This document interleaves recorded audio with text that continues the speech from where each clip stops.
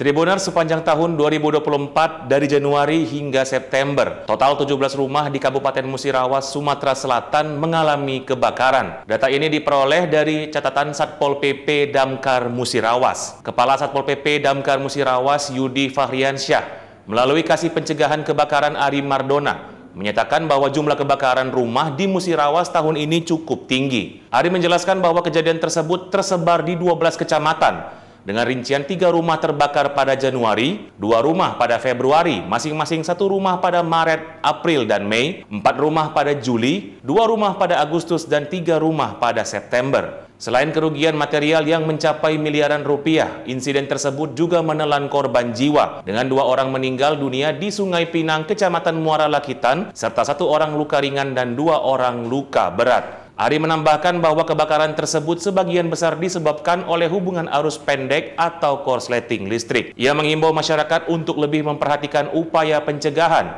seperti memastikan instalasi listrik dalam kondisi aman sebelum meninggalkan rumah, mematikan kompor, dan mencabut peralatan listrik yang tidak digunakan. Ari juga menyarankan agar setiap rumah menyediakan alat pemadam api ringan atau APAR untuk pertolongan pertama jika terjadi kebakaran. Satpol PP Damkar Kabupaten Mura telah menyiapkan 4 unit kendaraan pemadam yang ditempatkan di pos-pos di berbagai kecamatan demi mengantisipasi kebakaran yang akan datang.